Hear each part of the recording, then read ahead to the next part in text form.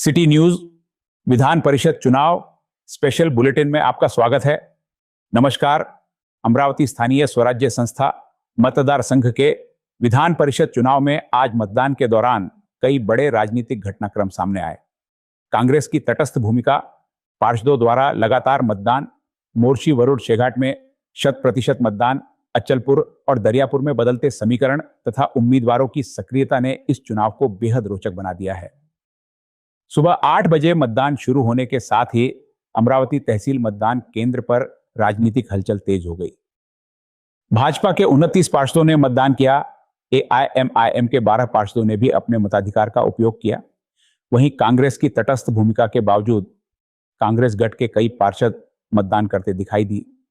सबसे पहले धीरज हेवसे, लुभिना तनवीर, जयश्री जठाले और अफसरजहां सादिक शाह के मतदान की खबर सामने आई। इसके बाद विक्की वानखेड़े और बल्ला रेहान ने भी मतदान कर राजनीतिक चर्चाओं को और हवा दे दी। उधर जिले के मोर्शी, वरुड़ और शेघाट केंद्रों ने लोकतंत्र के प्रति अपनी मजबूत आस्था का परिचय देते हुए दोपहर 1:45 तक 100% मतदान दर्ज किया।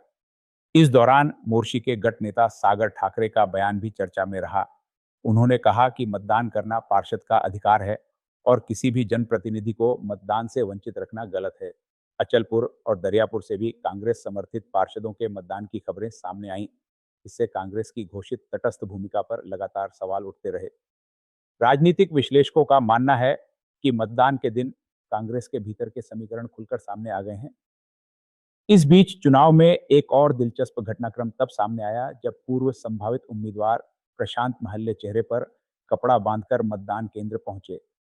गौरतलब है कि प्रशांत महल्ले ने इस चुनाव के लिए नामांकन दाखिल किया था, लेकिन अंतिम समय में अपना नाम वापस ले लिया था।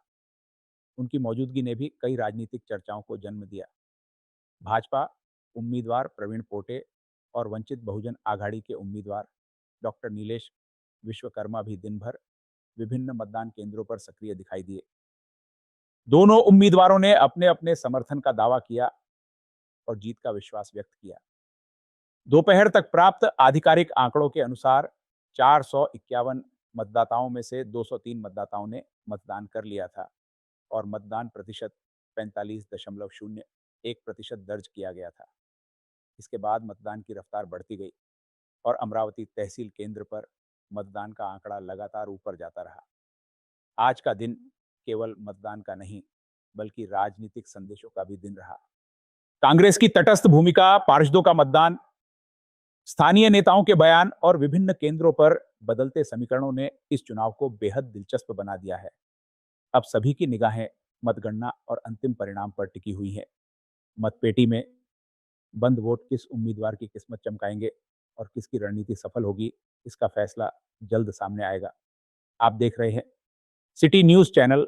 ऐसी समाचारों को देखने के लिए हमें फॉलो करें, लाइक करें, सब्सक्राइब करें। नमस्कार।